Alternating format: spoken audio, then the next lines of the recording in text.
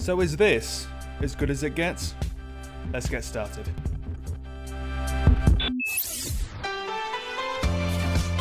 they are going to win! Pierre Gasly wins the Italian Grand Prix! 3 cars going wheel to wheel as Perez is caught by Charles Leclerc and there's 3 cars gone off! It's a DNF for MAX!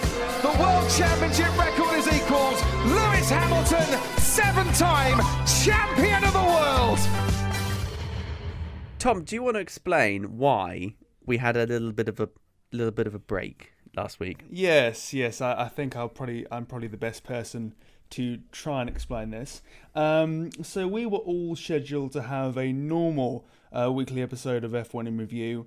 However, for the first time in my life, for no apparent reason, I fainted and went to hospital, and that was that. So yes.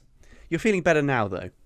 Yeah, I'm fine. There's no underlying issues. They're not really too sure why it happened. Absolutely fine now, but that's the reason we didn't have an episode last week. So apologies for us having to do 2 races in one sort of 40-minute chunk. So if you want to blame anyone for that one, here I am. We're just glad to have you back, Tom. You worried us there for a moment. It's glad to be back. I'd also like to mention that it is news to me that we're covering 2 races, but I'm here for it. Let's do it. Got a lot to fit in. Cool, I'm so excited. So yeah, I suppose the question is, how do we try and start this out? Do we say, well done to Lewis Hamilton? Because let's be clear, 2 remarkable races from him, 2 wins, starting in pole position in Spain, converted that quite comfortably, starting in second, converted that one into another race win. He's currently first in the Drivers' Championship. You've got to say it's been 10 out of 10 for Team Lewis so far. I was talking to my mum about this. I say this a lot, listeners. I have conversations with my parents and then relay them on this podcast. I was talking to my mum and we were saying, oh, look, but like it's Lewis is winning and stuff again. But I would say for the past sort of few years, it's never quite been in this same close, very, very competitive manner that he's winning now. So I actually don't mind quite as much as I used to that he's winning pretty much constantly, because we're getting some really exciting racing content. But yeah, you're absolutely right. He's shown time and time again why he's so successful, and and not just him, but his team as well. In Spain was a great demonstration of strategy and the management by the entire Mercedes team, and so it just proves to us why they're multiple time world champions, and yeah, congrats to them for the past couple of weeks. But at least we're seeing some really competitive racing. Yeah, I agree actually, and I think there's a bit of pessimism floating around social media at the moment. Well, perhaps us too. I'd like to welcome back Ham Verbot, which it's good to have it back. I thought for a brief moment that maybe we'd lose that one for a little bit, but yes, Hamilton, Verstappen, Bottas, 1, 2, and 3. It's interesting to have it back. Do I think it's here to stay though? I couldn't say, and I think perhaps we shouldn't get hung up too much in the fact that it ended up like that, because the especially on Sunday just gone, so the second race we'll have to talk about in this podcast, the road to get to that point was one full of drama, and it was definitely Verstappen versus Hamilton, Mercedes strategy versus Red Bull strategy. And I think people need to slow down a bit when they criticise Red Bull for what they did, because we can only know that it didn't work this time. In terms of what they ended up doing, we know that it didn't work, that they didn't box Verstappen. If they had pitted Verstappen, he would have come out behind Bottas, and then Bottas could have held him up, which wouldn't have been good either. So it kind of feels like Red Bull was doomed if they did, doomed if they didn't. And this was a beautiful power play by Mercedes. By having 2 drivers up there, they could use one of them to hold the other driver back. And this is when Red Bull needed Perez to be in the position to hold back Hamilton, but obviously he wasn't. So I think there's more to this than just Hamilton. Oh, look, here he goes. Oh, he's winning again. Well, actually, I think it was more complicated than that. Portugal, I thought, was a bit boring towards the end. The first first few minutes, the first 10 laps or so was actually quite interesting, but unfortunately it did revert back to the Hamilton steaming ahead and winning.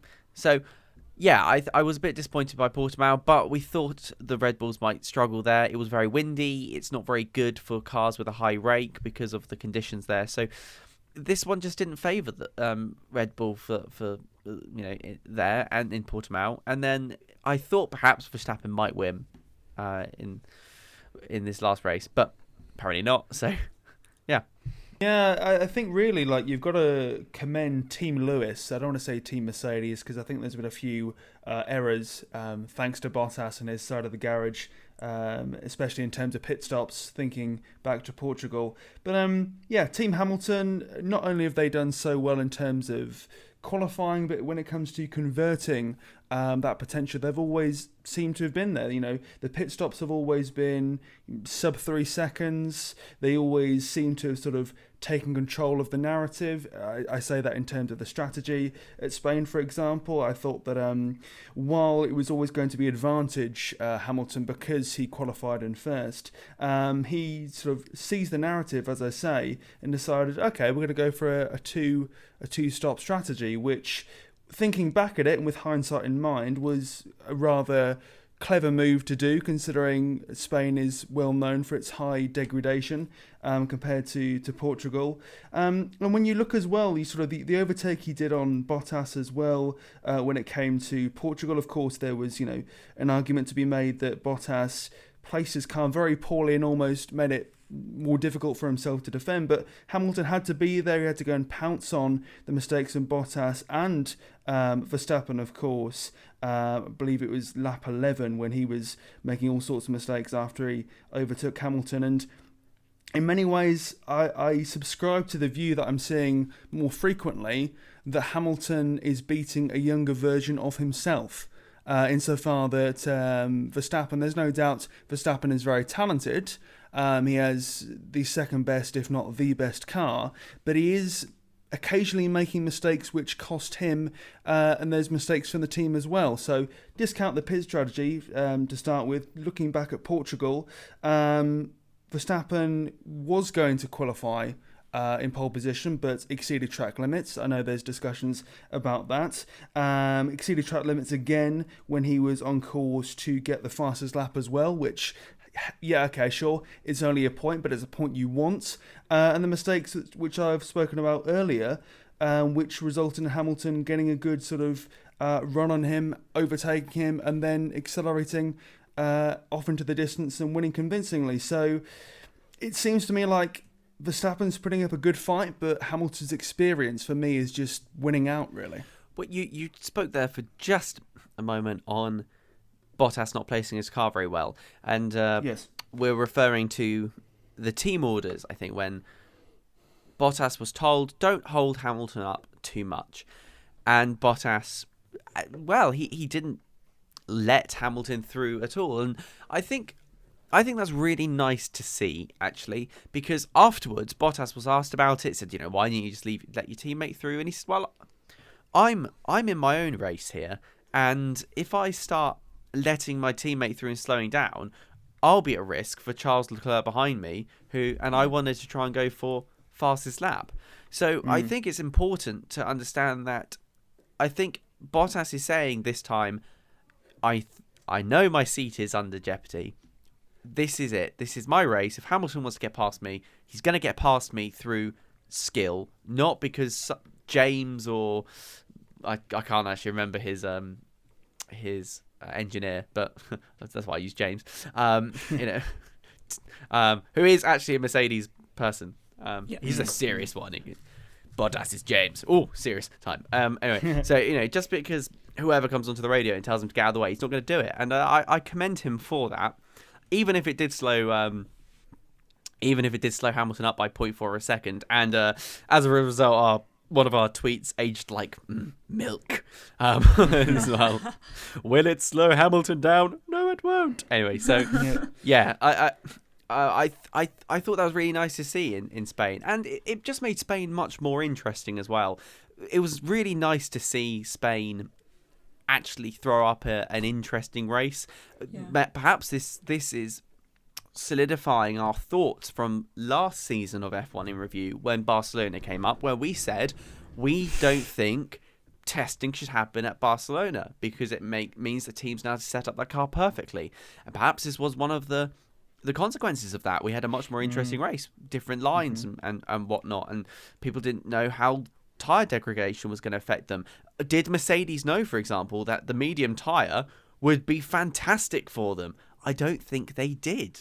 And just to clear up confusion, I was referring to Portugal regarding the car placement, but yes, I will definitely agree insofar that they're definitely getting onto Bottas a lot more. You know, Toto's saying, "Come on, Valtteri, speed up and don't hold Hamilton up." It's getting very naggy and somewhat toxic, really. And I kind of wonder, you know, we saw Bottas defy orders, if you will, in Spain, but you know, if I was in that scenario and I was being told incessantly, you know, make way for your teammate essentially, or, you know, make sure we serve the greater good Lewis Hamilton, I'd be a bit peeved off. So, you know, is this going to be the beginning of quite a, I don't know, I don't want to say toxic, but not so harmonious relationship between Bottas and Team Merc? I don't know, but carry on. Sorry. I don't feel personally, though, like it's that new. Like, I feel like he's always been in the situation.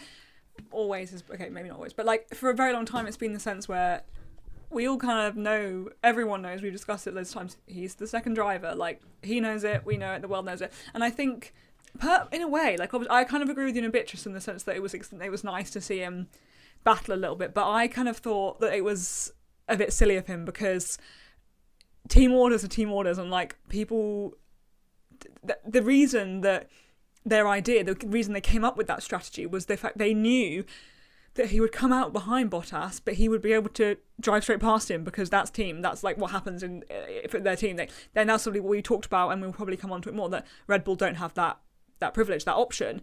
And that's part of what Mercedes are doing so well. So I think, in a way, it was like, yes, he didn't end up holding him up that much, but it was a bit problematic for him to fight back like that. And it should be something, annoying as it is, really, that you do if you're team order, because it is a team sport. And like, I heard actually, I think it was today, that in fact, Lando had actually received team orders to let Ricciardo past at one point, because on this occasion he was quicker. We saw the other week that it was the other way around.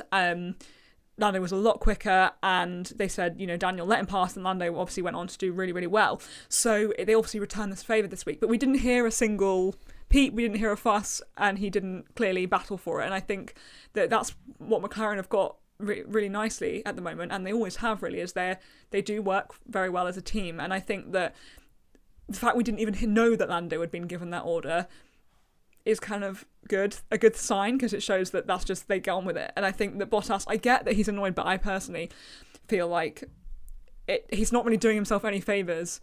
People are already saying, oh, you know, is he going to lose his seat halfway through the season, all that. Does it give him any favours, really? I think it was, I see what you mean about trying to show his skill, but personally I think that annoying the team and Toto isn't really the right way to go about it. He could have cost him vital seconds, like obviously we know he didn't, but that's not the point. They didn't know that at the time.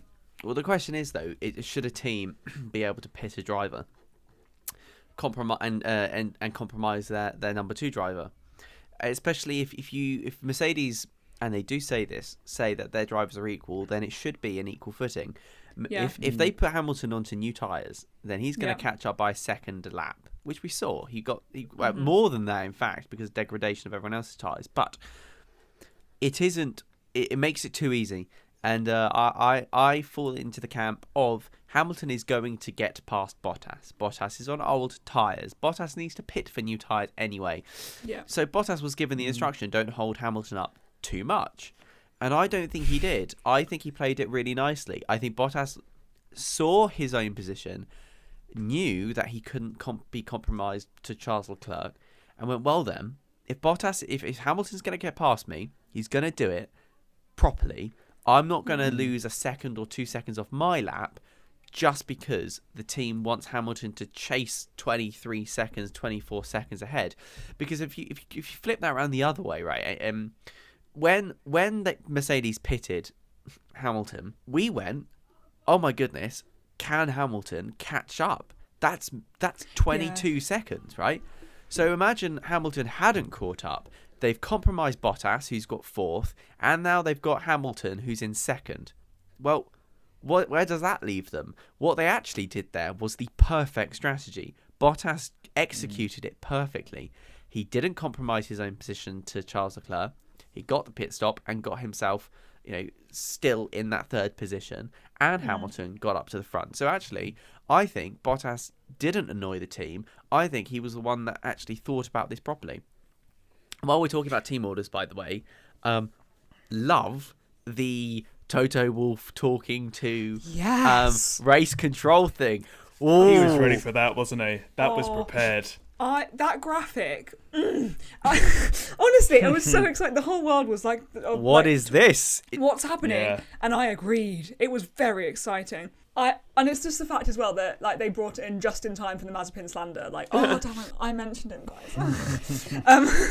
But it's so true, and I love it. And I think that people, and we do as well, we want to see that graphic used. Oh, yeah. And not just the graphic, but hearing what's been said as well. Yeah. Yes, please. Yes, please. I want to hear what race control gets into their ear. Imagine having Toto Wolff and Gunther Steiner in your ear. Maybe, yeah. So, actually, it's on that, because it was brought in for Mazepin, I watched the footage of Toto getting on the radio for Mazepin to get out of the way. And I must admit, I don't agree with Toto on this one. If you go back and look at the footage, Mazepin did nothing wrong. But Hamilton took ages to catch up on him, and then he just kind of let him through. I think that what's happened is Toto got onto the stewards, knowing that there might be a history there of problems, preemptive strike, and was like, make sure he doesn't get in our way.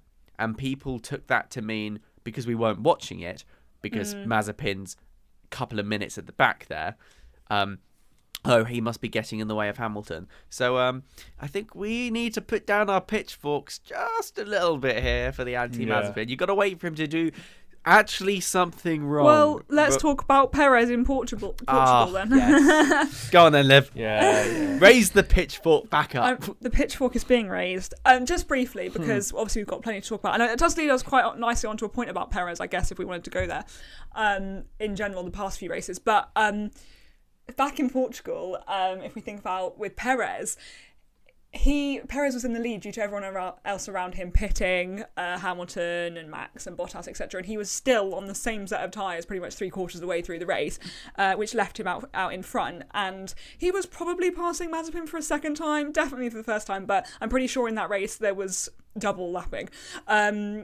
due to pit stops and stuff, not necessarily 2 whole laps behind.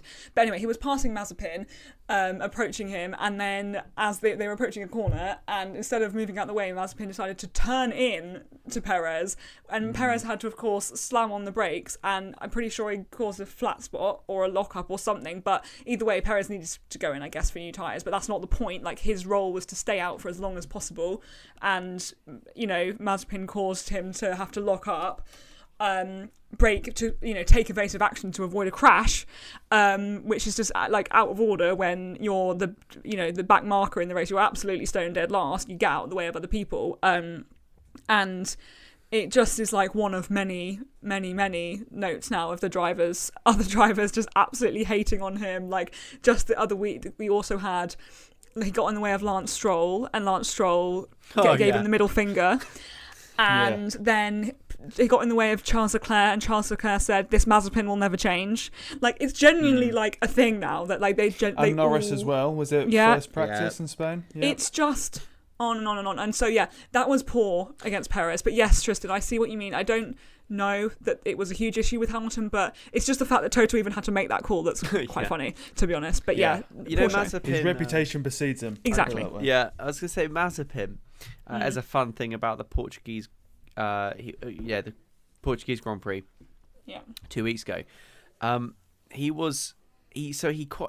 ended up at the end of the race being a minute behind the next fastest, Schumacher. Oh my god! So he was 1 minute behind that. So he was in total, he was 2 minutes behind Lewis Hamilton.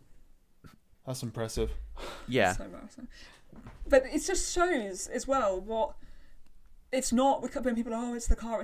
Like Mick is handling that car very well. Like considering what it is, Mick is doing such a great job, and it shows the difference between the talent if there's a minute between them by the end. Like that's just, he's just got the same amount of experience as Mick, same car, and there's still such a difference. It shows that Mick's doing well, but it also just shows how poorly Nikita's doing too. So Mick did nearly run over his one of his pit crew though this weekend. Did you see how Did you see how the guy gave him a nod to tell him he was all right though? It was so cute. But if that was another Haas driver, you would yeah, exactly. So I would have been like, how dare he? No, but Night and day reactions. I just feel like. Yeah, but you just know that Mick wouldn't hurt a fly.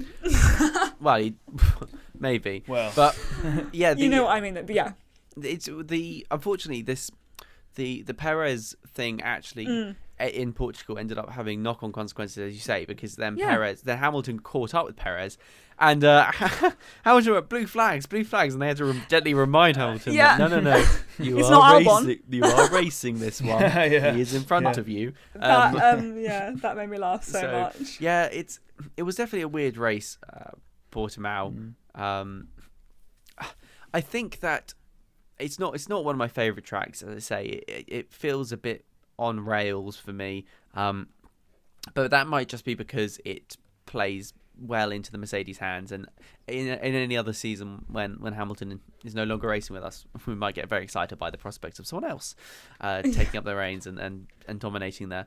So yeah, it was nice to see that we didn't have two boring races in one go, and I think Perez's performance there was quite good.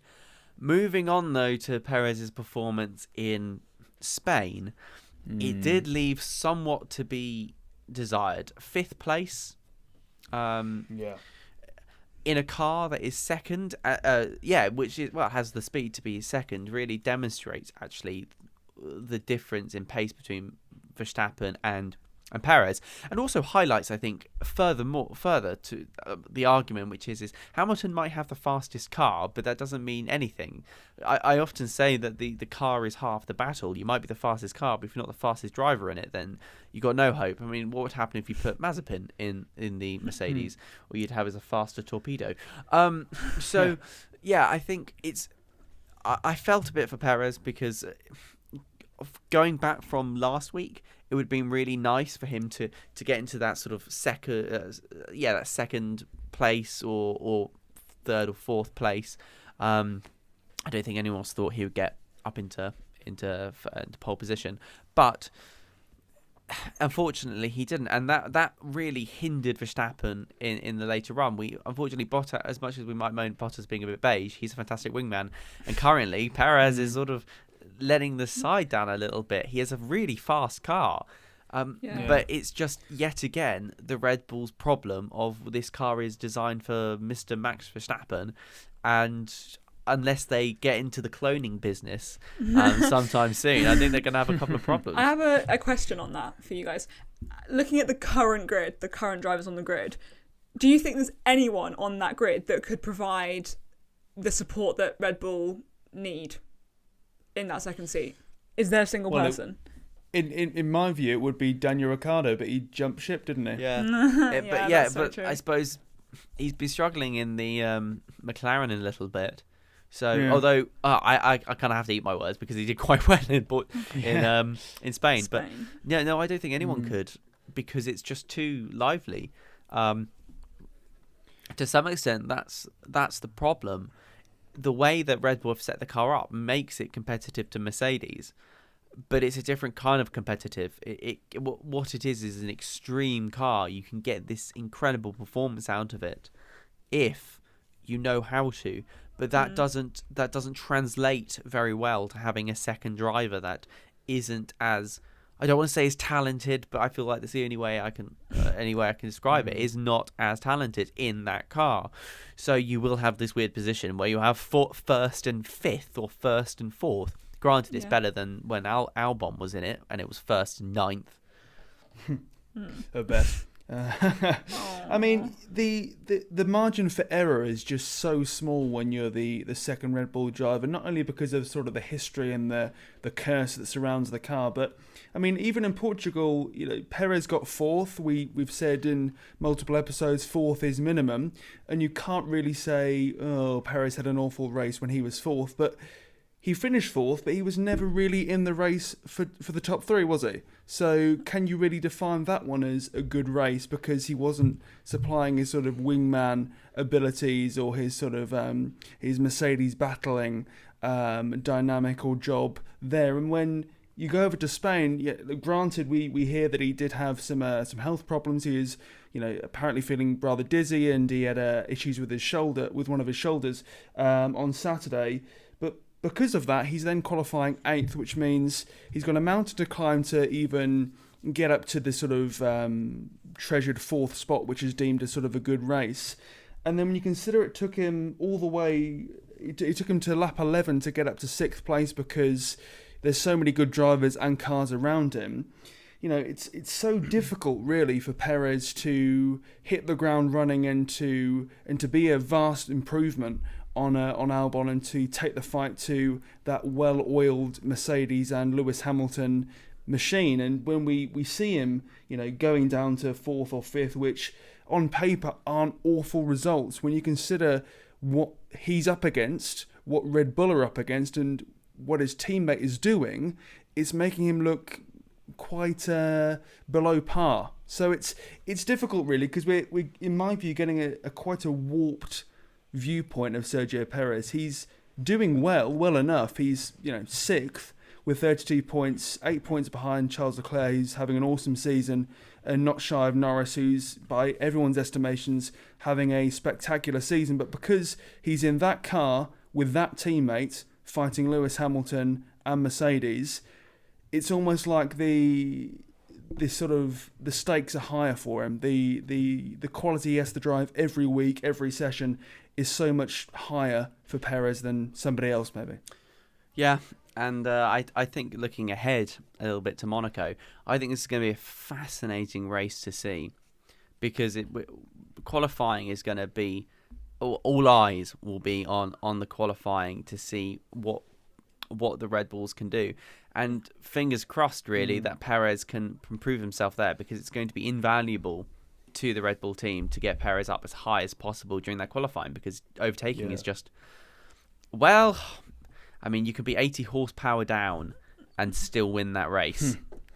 Yeah, it is difficult. And on that, just because it was a nice segue, Formula E raced at Monaco this weekend, and it actually, everyone was going in. They actually raced the proper Grand Prix track, which they haven't always done before, and everyone was going, oh, it's going to be rubbish, it's not going to compare to F1, and it was actually one of the best Formula E races. People were absolutely loving it, and it was very competitive. But yeah, the overtaking, as you say, is so difficult. There ended up being a few exciting overtakes, but I feel like with Monaco, it's either exciting overtakes or nothing. But then they're exciting because it's so tight and it's so risky. And the guy who won, Antonio Felix da Costa, said, I was making some of the biggest risks I've ever made in Formula E, but the track encourages that. Yeah, it so demands either it does. Yeah. So either it's going to be ridiculously exciting because people are going to be taking insane risks for the overtakes that are so difficult to get, or not much is going to happen. It's going to be a procession. So as you say, qualifying is absolutely everything. And in Formula E, that's usually qualifying can mix stuff up. Like, no, not that. In Formula E, usually qualifying doesn't mean everything in the sense that the races can be very open and someone can come from the back and be really exciting.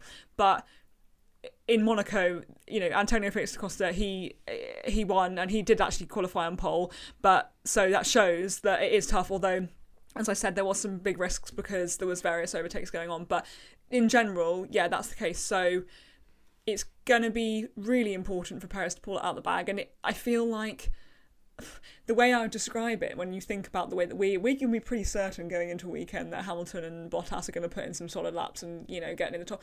I feel like with Perez, we know he can do it, but I don't really fully trust that he'll always do it and do it when he needs to. So I'm in the sort of attitude where, yes, Perez could get a good qualifying position, but I don't feel overly confident that he always will, if that makes sense. So, yeah, we'll see. Well, I don't know. Verstappen has put in fantastic laps at Monaco before, In fact, I think he actually holds the lap record there in the 2018 car. So I'm fingers crossed he can get in the front, simply because from a champion's perspective. Yeah, but I mean, Perez won't. No, well, I was maybe talking not. about Perez. I know you were. But yeah, sorry. No, I was like, did I accidentally say Verstappen this whole time? No, this is just me. Yeah. So we know that Verstappen can get up there. So we know the car might be able to get up there as well. So that might be good for Perez. And as I say, they're gonna want him to get up as high in the order as possible. And don't forget, Liv, your favourite driver. Yes. Nikita Mazepin will be there to excite things for you. Exactly. The flying torpedo himself. I read a tweet earlier that said people in Monaco are currently fortifying their house in preparation for Nikita Mazepin to drive around it next week, which, as funny as it is like so true. Like, it's going to be so interesting to see, and probably. I mean, I wouldn't be shocked. The thing is, I wouldn't, like, to be fair to Nikita, I'm doing it again, I feel like I wouldn't be shocked if he was the only one. One of our drivers in Monaco got driven over by another car. Not the driver, the car.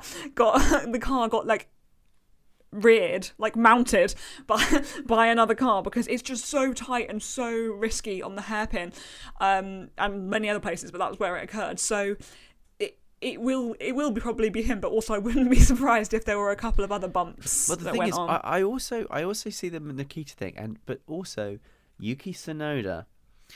Oh yes, let's discuss. He a lot of has had a couple of issues, and I think that my initial faith in Yuki Tsunoda has is it waning? It's waned a little bit. I don't know what you think, Tom, but I've removed him from my F1 fantasy. If you would like to join the fantasy, you can use the link in the description. But Tom, Yuki Tsunoda, 0 to hero. Or is he actually just going to fall down? Well, I hate to say it, but I kind of feel that part of my earlier warnings from last season are kind of coming true, insofar that I don't think Tsunoda would be making these same sort of naive mistakes if he'd have had another season in F2 and won the championship there. Because looking at him now, in Imola 14th, Portugal 15th, the DNF at the last race in Spain, and you've got to consider that AlphaTauri are up against some stern competition for 5th place this season when it comes to constructors. You've got Alpine, which we'll get onto a bit later, consistently scoring points in the last 3 races, already got a 5-point gap to AlphaTauri, and are sort of somewhat breaking away from them and Aston Martin, and in many ways we're in a scenario where the Red Bull sort of syndrome of one driver doing great and the other one failing is sort of transmitting itself over to their sister team of AlphaTauri. You've got Gasly doing a sterling job as always in that car, and Tsunoda just being, quite frankly, very naive and not up to scratch. I wouldn't say for any moment that Daniel Kvyat would be romping home with points consistently and, taking it to the Ferraris and McLarens as Gasly's been doing, but we are seeing that the shine from Tsunoda is coming off, and we are starting to see how grueling and how consistent drivers need to be to make it into Formula One and to be considered, good drivers moving forwards. We spoke about how good AlphaTauri's car could be. Fine, sure, whatever, but if you've only got one driver who's scoring points compared to Alpine, where both drivers are scoring points fairly consistently, that's going to hamper you in the constructors. So yeah, he was never in my fantasy team, but he's not being added right now. I'll say that much. Yeah, I remember our discussions after pre-season testing. And many others. It wasn't just us being like, what could he be? He could really be something extraordinary this year. The pace he's showing, God, like the speed, the instinct, like he could be huge this year. He could do really, really well. What if he beats Pierre, sort of thing. And unfortunately, that's not what we've seen so far. And it's worth pointing out as well that not only has he disappointed a little bit on track, but he hasn't performed that well off track either when it comes to PR and just general handling oneself. It's unfortunately so much of the industry, so much of the job it's not just on track these days. You need to be able to be, a good person. I don't know, that's a very extreme. He's not a bad person, but you need to maintain the level of professionalism at all times. We've seen many times that isn't done by many, but with Yuki, he's so new into the sport, to this series, and he's still, trying to prove to the likes of Helmut Marko that he should be there. And then to go and openly criticise your team on television, it was a bit of an awkward moment. And the thing is, he knew it was wrong, and the fact he had to go in and release a statement. I always think, if you have to release some sort of words about something afterwards, that's when it never should have been happened. Like, you should they should sit there and think, before I say this, will I have to release a statement about this later? Same with George a few weeks back. Poor behaviour, had to release a statement. Think about what you're saying, and I know it is difficult, it's frustrations, but at the end of the day, that you can't just slander your team because, whether the car is different or not. So for people who missed it, he said that he thought he had a worse car than Pierre, and he was really angry about the fact that they hadn't given him the same car and things like that, and it was really difficult. And whether that's true or not, like whatever, whether he thinks that they're testing something different, we don't know, and it's not our business, whatever. But he shouldn't be saying that, like personally slandering his team when he's still in a very precarious position. He's not. Secure, and it was so silly, but it shows his youth, and as you say, Tom, his lack of experience. Maybe another year in F2 may have fixed that slightly. And he's very angry as well. This is the thing. People laugh. It's getting stressful. Exactly. People laughed at his little swearing to start with, but I'm not going to lie, it's quite a lot now. It's not funny to me anymore. No, it's not, and it's very yappy, and it annoys me. He's a good driver, but he just needs to tone it down. He needs to get his head in the game a little bit. And as you say, Liv, not criticise the team so quickly. I mean, we were discussing this at the time, and we on our group chats and whatnot, saying, "What's he doing? Why is he? If you put in a rubbish performance, you don't turn around and be like, well, it's all the team's fault, because then they point to the better driver." And they go, well, Gasly's making it work, mate. Yeah. And we know that the AlphaTauri is a pretty good car. It's nice and easy to drive. It seems to be, in some ways, actually nicer than their sister team, the Red Bull. So, I think he needs to look himself in the mirror a little bit and realise that actually he's not got the World Championship points to back up his bark. And if you just take a step back as well, we have to really understand this is his first season in Formula One, and he's in a car that could score points. Compare that to someone like George Russell, for example, who's been in Formula One for 3-4 years. He's hardly got a sniff at points aside from one or two occasions, and a drive in a Mercedes. Yeah. Aside from the Mercedes, of course, yes. But in a Williams, he's hardly had a sniff at points. And then we've only seen him really sort of lose his head and see red on one occasion, and that was during a serious high-speed crash. But all it takes is a poor qualifying session from Yuki Tsunoda for him to start swearing and accuse the team of showing bias to a senior driver that has had time at Red Bull. I mean, of course they're going to show preference to Pierre Gasly. He's Pierre Gasly, and with respect to your Yuki Tsunoda, you've been in the sport for a few races and you're still incredibly young. So I think he needs to know his place, for want of a better phrase, really. One of them because he doesn't know how good he's got it. Yeah. Exactly, and I don't. Again, it goes back really to the wider discussion we were having earlier. At the end of the day, yes, teams can say time and time again, we don't have a main driver, blah, blah, blah. At the end of the day, we have to accept, just like we have to accept so many annoying things about the sport, the fact that it's so based around money and blah, blah, blah, blah, blah. Well, one of those things you have to accept is, unfortunately, that teams prioritise drivers, and and the reason they do that is because it's a team sport, and in team sports you have to utilise the team in the best way to achieve results. And so no one is angry about the fact that teams have to do that. And so if you're angry and doubting and questioning it, then what are you doing? I get that it's frustrating, but especially when you are quite new to it. But just in general, I'm going back to what I said about Bottas and team orders and stuff. I just feel like it's obviously so difficult, and we don't know how it feels to be in their positions. But in my opinion, whether you're Bottas in the Mercedes or you're Yuki in the AlphaTauri, the team, whether they have a favourite or not, are your team, your managers, and you drive for them. So suck up. Yeah, exactly. And I mean, you can tell from what we weren't happy about it as well. I did refrain from tweeting about it because I felt that perhaps it's not the best platform to Instead, voice. we rant about it on a podcast. Well, it's much better. You can hear the tone and hear the jokes and whatever. Yeah. Jokes don't translate well into Twitter, apart from ours on the official F1 in Review Twitter, which our jokes are beautifully curated and suit the tone wonderfully. Man. If you do want to follow us, you can use the links in the description to find the official F1 in Review Twitters, as well as all our individual ones as well.